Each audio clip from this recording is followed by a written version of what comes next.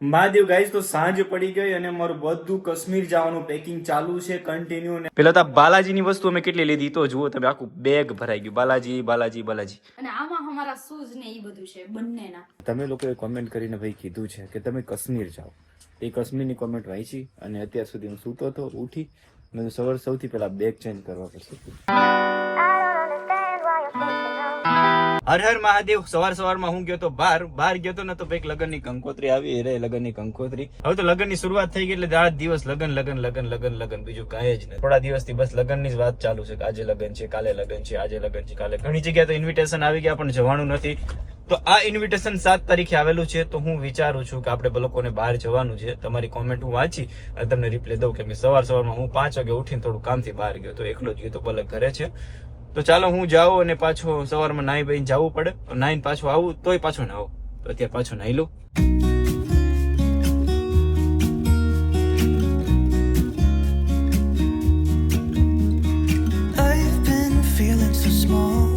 ગ્લાન્ચાજારની service કરાવીને ત્યાંની ઘરની બહાર નથી કાઢી પણ એ ધૂળ તો જુઓ તમે, આમ જુઓ.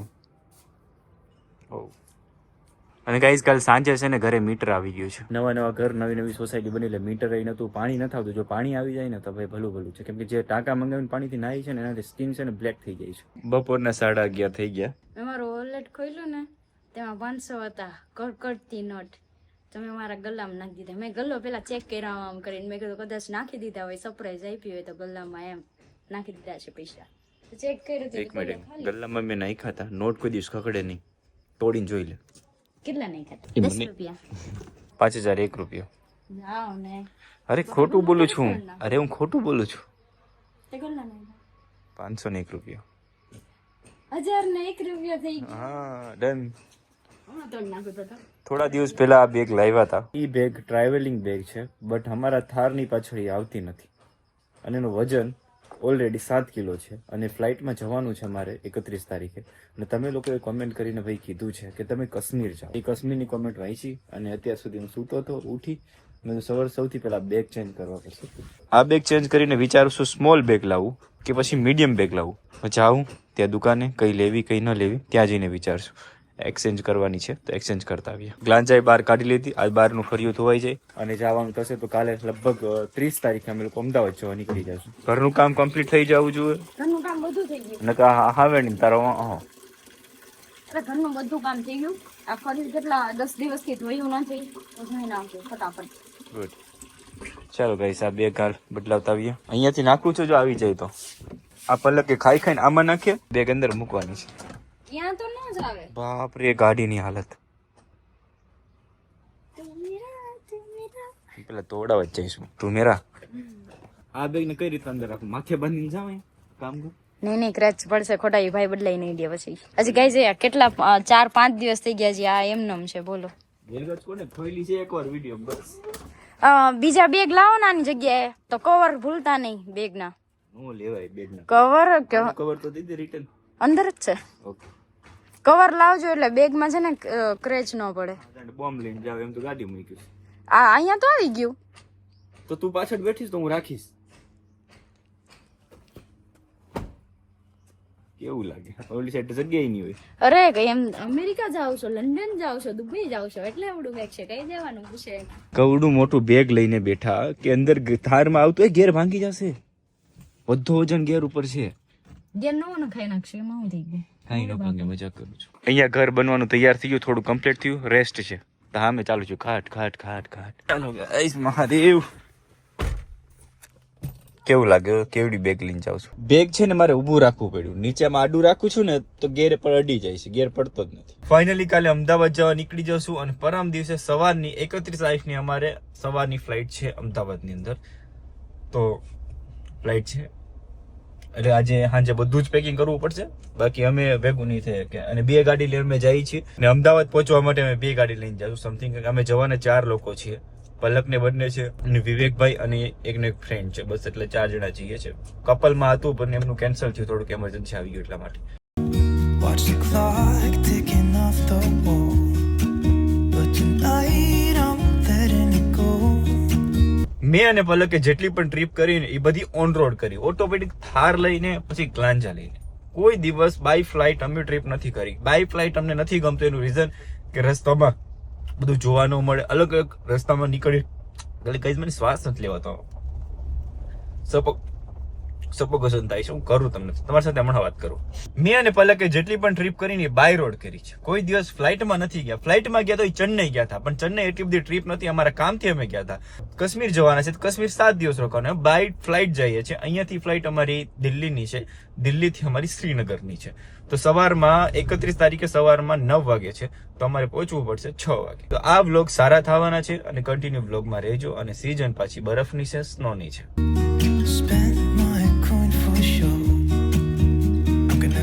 ગાઈઝ ફાઇનલી શોપ પર હું પહોંચી ગયો.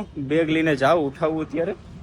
બેગ જોઈને મને હસવું આવે ગાઈઝ. આમ જુઓ ને, થાર જેવડી તો બેગ થાય છે. આ બેગના કોમ્બામાં છે ને આપણે એક આ લઈ ગયા છીએ. આ બિગમાંથી સ્મોલ છે ને, નોર્મલ મીડિયમ, તો આપણે એ લઈ જવાની છે. ઓકે, એ કાઢી દો તો એક. અત્યારે મીડિયમ સાઇઝની એક લઈ લીધી છે, બે નથી લીધી. એટલે નવું બેગ લીધું ને પરફેક્ટ બેસી ગયું.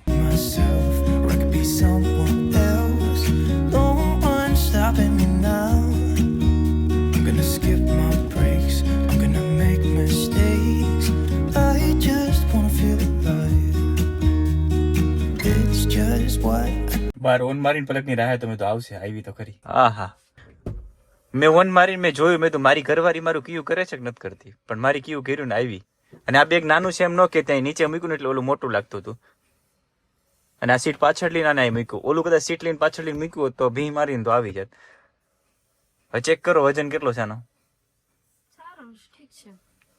મોગો ચડાવીને કે સારું ઠીક છે. આજ ભાષા મને નથી ગમતી. બધું આવી જશે, હું પણ આવી જાવ. હજી બેગ મોટું થાય એ તો મને ખબર છે, પણ હાલ છે હાલો છે. અમે એટલો ફેર હતો, ખાલી એટલો જ બે ઓલામાં. હું આવું કાલ અંદર ખોલીને જોઈ લઈએ. અત્યારે કામ છે એટલે કહું, પછી કરી નાખશું, ખોલી નાખશું. તમે જાઓ હાલો. નહીં ભાઈ નથી, અમદાવાદ ગયા છે. ઠીક, ફોન કરાવજો ને એમ કીધું. શું કરું, જાવ કે ન જાવ? જાઓ.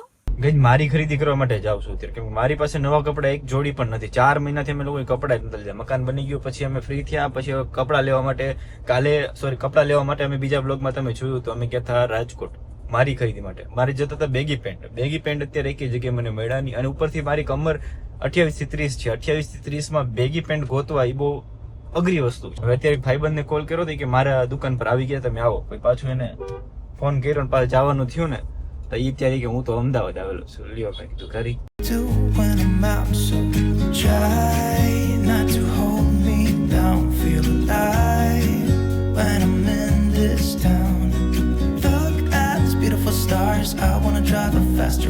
કપડા લેવાના છે, ટી શોપે પહોંચી ગયો. ફાઇનલી ગાઈઝ બેગી પેન્ટ મળ્યા મને. 3 અત્યારે મળ્યા છે. સિલેક્શન પલકે કર્યું છે. એક આ અને મેં એક પહેર્યું છે. બતાવી દો તમને કાચમાં. આ રીતના લાગે છે. આખરે ફાઇનલી ખરીદી થઈ ગઈ. 4 જોડી લીધા છે અત્યારે. જો પલકને ગમે તો ઠીક, ટેમ્પરરી લીધા છે કેમ કે મારા કપડા મળતા નથી ને કાલે પાછું અમદાવાદ જવા નીકળી જશું ને અમદાવાદથી ન મળ્યા તો શું કરશું, એટલા માટે લઈ લીધા છે કે ભાઈ જે મળ્યા તે લઈ લઉં. બાકી પછી કેમ કે હું બેગી પેન્ટ અહીંયા આવી ગયા હતા, અમને મેસેજ પણ મારામાં આવી ગયો હતો, બટ હું એક દિવસ લેટ પડ્યો, એમાં વેચાઈ ગયા.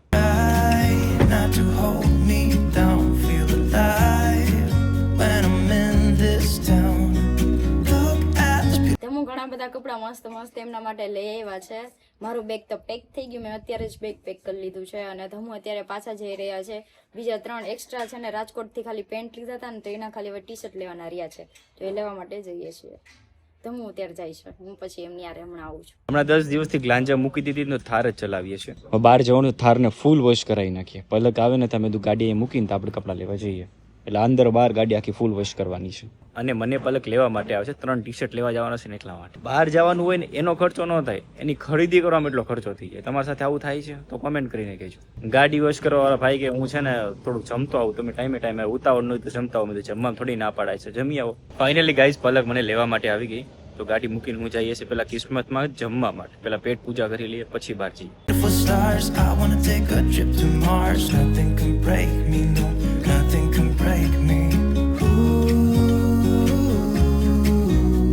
કિસ્મત કાઠિયાવાડી પહોંચી ગયા પણ પલક ચાલી ન થકતી ની સાંભળી છે ને ઉખડી ગયેલી ઠેબુ લાગેલું છે ને એટલામાં કહું છું સોક્સ પહેરી લે તો પહેરતી નથી. બેડ વાગ્યો તો ને તો આજ 5-6 દિવસ થઈ ગયા પણ પગમાં હજી સારું નથી થયું. હું એવા ચપ્પલ પણ નથી પહેરતી કે છે ને સ્કિનમાં અહીંયા પ્રોબ્લેમ થાય આંગળીને. અહીંયા છે દેખાય લાસ્ટમાં કચલી આંગળી. લાસ્ટ આંગળીમાં લોહી નીકળે ત્યારે. ગ્રેવી થોડી વધારે આવજો ને સ્પાઈસી કરજો અને રોટલાનું ચૂરમું સાવજી ના કરજો ને ચીના જેવું. પલકનો ઓર્ડર આવી ગયો. મારો ઓર્ડરમાં મંગાવો મને એને સમજાય. મિક્સ વેજ મળી જશે. કાલે મિક્સ વેજ, આજે મિક્સ વેજ, ત્રીજું મિક્સ વેજ છે. મિક્સ વેજ કરી નાખો ને સ્પાઈસી કરજો. છાશ લેજો સાથે મસાલા લેજો ને એક સાદી લઈ લે. એક મસાલા નહીં થાય તો બે માંથી એક પીસ. ગઈ આ છે બપોરનું જમવાનું. મિક્સ વેજ, મસાલા છાશ અને રોટલી અને ડુંગળી. અને પલકને શું છે? રોટાનું ચૂરમું અને વઘારેલો રોટલો. બે જ વસ્તુ ખાઈ છે. બસ બે તો બહુ થઈ જાય. જમીને અમે લોકો નીકળી ગયા પલકના શૂઝ લેવા છે. તો નીચે કઈક શોપ તમારા તારા માટે લેવાના છે. નીચે શોપ છે તો ત્યાં જઈએ.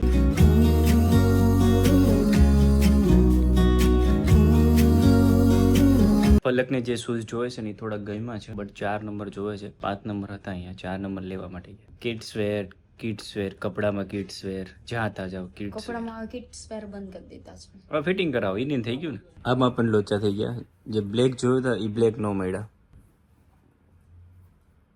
થઈ જશે. મારી આંગળી દુખે છે ને. ઓહ આમાં તમારો પગ આવી જાય એવડા મોટા છે. પલકના શૂઝ પણ ન મળ્યા ને મને મારા ટી શર્ટ પણ ન મળ્યા. હવે પલક ગઈ છે પાર્લર એનું કામ કરવા માટે અને હું જાઉં છું એક ભાઈબંધ સાથે. જો મને ટી શર્ટ મળી જાય તો.